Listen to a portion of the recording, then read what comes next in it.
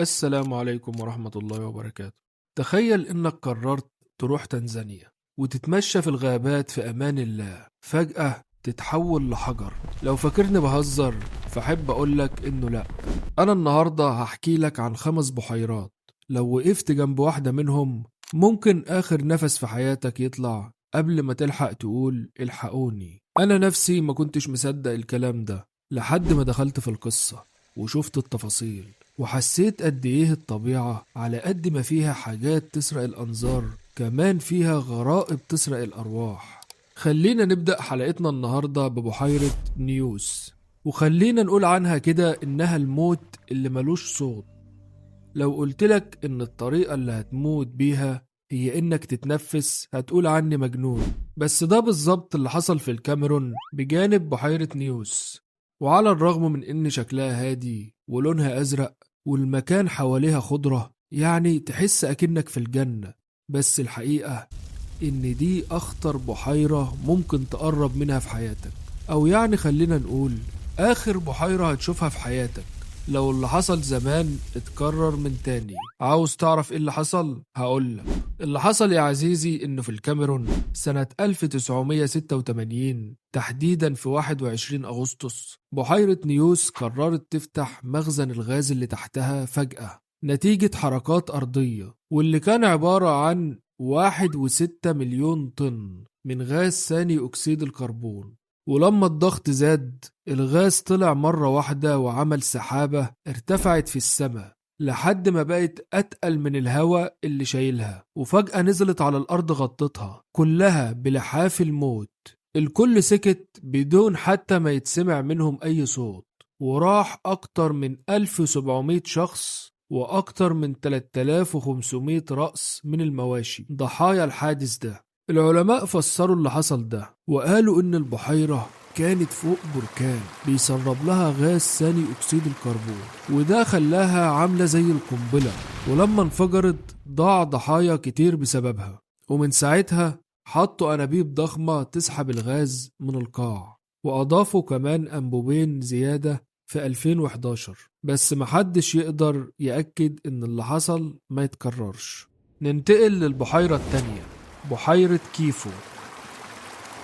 يمكن نقول إن نيوس كانت كارثة حقيقية، لكن لما نيجي لبحيرة كيفو إحنا بنتكلم عن مستوى تاني خالص. بحيرة كيفو على حدود رواندا والكونغو، منظرها جميل لدرجة إنك تحب تعيش جنبها، بس تحت المية في 250 مليار طن من غاز ثاني أكسيد الكربون ومليار طن من غاز الميثان. المرة دي لو انفجرت مش هيموت 1700 شخص زي نيوس، ده حرفيا ممكن يمسح مدن كاملة. العلماء بيقولوا إن البحيرة دي عاملة زي قنبلة نووية بس طبيعية، والرعب الحقيقي هو غاز الميثان لأنه غاز قابل للاشتعال، يعني لو حصل أي شرارة الانفجار هيبقى مرعب لدرجة إن مفيش حاجة هتفضل مكانها. ملايين الناس عايشة حواليها وحياتهم متعلقة حرفيا على عود كبريت، مع أول تسريب كل حاجة هتتدمر. بس على الرغم من كده بعض الشركات بتشوف إن كمية الغازات المهولة دي فرصة كبيرة لتوليد طاقة نستفيد منها بشكل مذهل. البحيرة التالتة معانا هي بحيرة الغليان.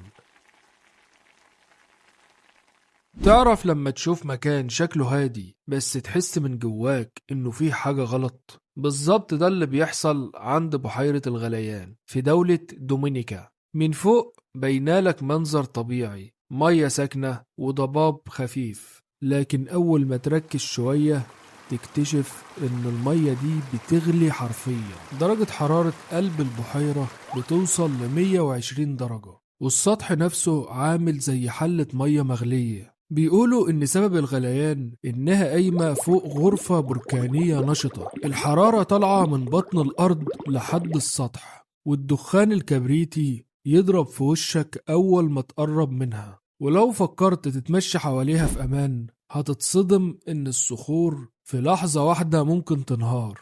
وفي ناس يا عزيزي قرروا ياخدوا حبوب الشجاعة ويستكشفوا البحيرة دي، لكن للأسف ما قدروش يرجعوا تاني. فيه اللي اتخنق من البخار السام، وفيه اللي وقع من الطريق الجبلي الضيق وهم رايحين في طريقهم. دي حاجة مش طبيعية أبدا، لما تبص عليها تحس إنك بتبص على فتحة من جهنم المفتوحة على وش الأرض، مكان يخليك تقف ساكت وتقول إزاي ممكن حد يعيش هنا وبينام هو مطمن. أما أغرب بحيرة النهاردة هتكون هي بحيرة النطرون، وهي البحيرة الرابعة، يطلق عليها بحيرة التحجير. في قلب تنزانيا بعيد عن المدن والطرق هتلاقي واحدة من أغرب البحيرات في العالم. المية هناك لونها أحمر دموي مالحة جدا، ودرجة كلويتها عالية لدرجة إن أي كائن حي عادي ما يقدرش يعيش فيها. الأغرب من الخيال إنها بتحول أي حاجة تمر من جنبها لحجر، وده نتيجة التفاعل الكيميائي للمية مع الطبيعة القاسية حواليها. كمان المية بتحتوي على كميات كبيرة من الأملاح وبيكربونات الصوديوم، وده اللي بيخلي الطيور تفضل متحجرة بشكلها للأبد. وعلى الرغم من كل الظروف القاسية دي، إلا إن في كائنات معينة قررت تتأقلم وتتعايش حوالين البحيرة بشكل جميل، زي طائر الفلامنجو مثلا. المثير كمان إن البحيرة مش ثابتة طول السنة، مساحتها وعمقها بيتغيروا حسب الأمطار والمواسم، وده بيأثر على تكاثر الطيور وعلى كل الكائنات اللي متأقلمة مع البيئة القاسية دي. رغم كل ده، البحيرة مصدر إلهام لكل اللي بيحبوا الطبيعة. جمالها الغريب، ألوانها الأحمر والوردي والأبيض من الأملاح، والصوت الوحيد اللي ممكن تسمعه هو صدى ريش الطيور وهي بتمشي على سطح المية. بحيرة النطرون مكان يجمع بين الجمال والغموض، الحياة والموت، الطيران والتحجر، وبين الأحمر الدموي والأخضر الحيوي. كل نظرة ليها بتحسسك بعظمة الطبيعة وبسرها الغامض، وبتفكرنا إن حتى في أقصى الظروف الحياة لسه موجودة والحكايات لسه مستمرة. البحيرة الخامسة هي بحيرة كاراتشاي، المكان اللي الدقيقة فيه كفاية إنها تنهي حياتك. في روسيا تحديدا، بحيرة كاراتشاي أكتر مكان إشعاعي على الكوكب، كان ممنوع منعا باتا الاقتراب منها تحت أي ظرف، وده لأنها استخدمت كمكب للنفايات النووية من أيام الاتحاد السوفيتي. كانوا بيرموا فيها كل حاجة، بلوتونيوم ونفايات مفاعلات، وبقت الأرض والمية والهواء حواليها سم إشعاعي قاتل. 90 دقيقة من الوقوف جنبها تعادل جرعة إشعاعية كفيلة إنها تنهي حياتك في لحظات.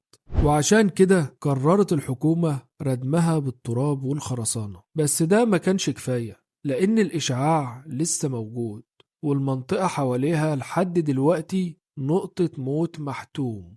وللأسف نسبة الإصابة بمرض زي السرطان بيزيد هناك بنسبة 21% أو أكتر، و25% بالعيوب الخلقية، بالإضافة إلى عقم نص سكان المنطقة. الغريب إن في عقلنا البحيرات دايما مرتبطة بالهدوء والجمال والمناظر الطبيعية، لكن الحقيقة يا صديقي إن في أماكن هادية لدرجة مخيفة هدوءها هو السلاح اللي بتقتل بيه في صمت مرعب. ويمكن تكون أفعالنا احنا البشر السبب في الحال اللي وصلت له البحيرات دي بشكل أو بآخر. بس ما نقدرش ننكر إن أكتر حاجة مرعبة في الطبيعة هي إن عمرها ما بتدي إنذار. لو عجبتك حلقة النهاردة ما تنساش لايك وشير للفيديو، وقول لنا تحب تعرف حقائق غريبة عن إيه الحلقة الجاية. سلام.